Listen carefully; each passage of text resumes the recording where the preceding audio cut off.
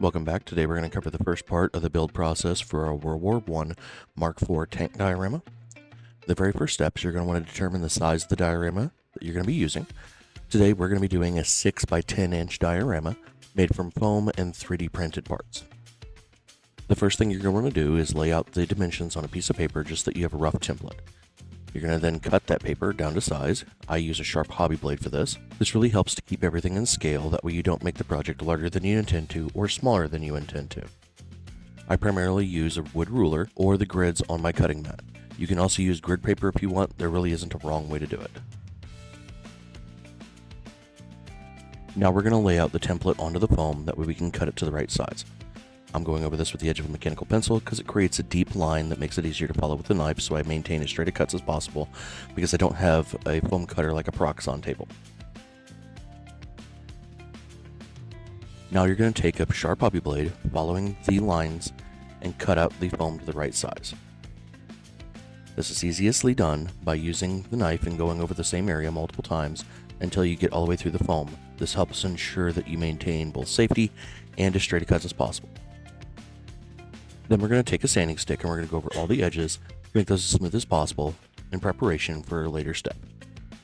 Later on, we're going to apply a thin layer of balsa as a veneer to the sides of the diorama to ensure a professional presentation. Now let's position the tank in the spot where we think we want it. This is just going to be a placeholder, as we're going to be able to adjust the rest of the parts of the diorama, such as the craters, around this location. As you can see, we did depress some tank tracks into the basic foam so that we have an idea where it's at without creating a permanent mark or digging into the foam for this step. We're also going to sketch out the areas where we want to put the features such as the craters later. The next feature we're going to add is the craters. This can be done by cutting across the outline and then removing pie slices from the foam, cutting inward at an angle towards the center. You're then going to go around those edges and cut those in half again and then remove them with a pair of pliers. This doesn't have to be perfect, as this is just groundwork that we'll be able to fill in later with our putty and dirt mixture that will help create everything. This creates the vacuum in the foam so that we can create that depressed feature that we want.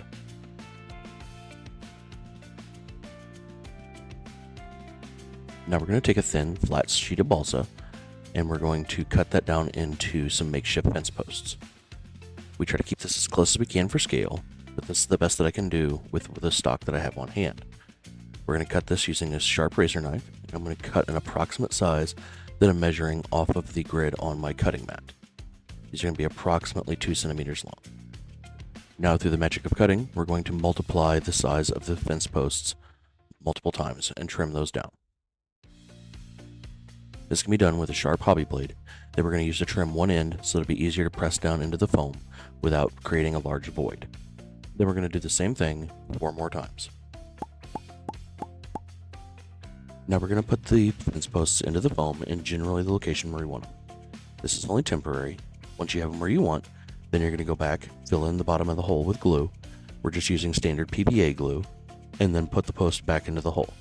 This will help hold it in place so it doesn't move around or fall while we can work on further ground effects later in the video. I want to take this opportunity to thank our Patreon supporters, Fitch, Travis Hilt, Tom Noodle Brentlinger, and Yeetus Maximus.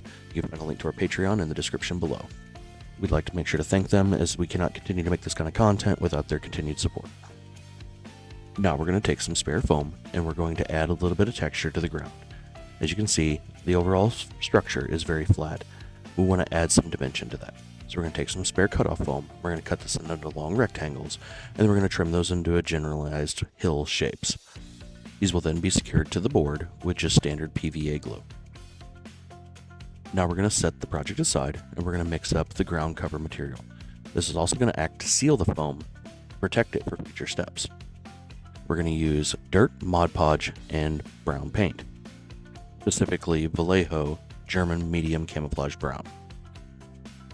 Now there really isn't an exact ratio to this. What I'm going to do is take the Mod Podge, pour in a fair amount, and then add in the dirt, stir that to a consistency where everything is mixed thoroughly, and then add paint to color. You want the material thick enough that it will hold together and seal everything properly without too many gaps, but also thin enough that you can work the material onto the board easily.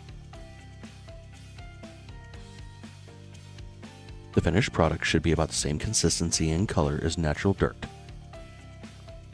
Now we're going to take and apply this textured material to the foam. Again, this is going to act both to create the color and texture that we want for the ground surface, as well as seal the foam.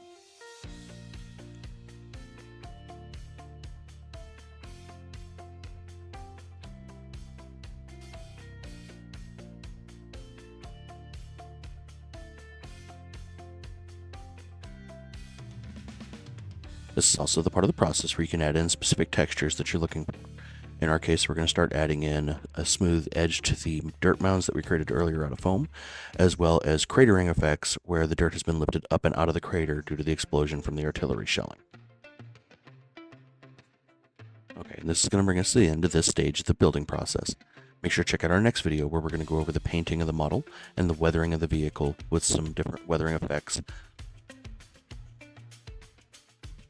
If you made it this far in the video, I'd like to make sure to thank you and remind you to hit that like button and subscribe so you don't miss future content and the rest of this series going forward.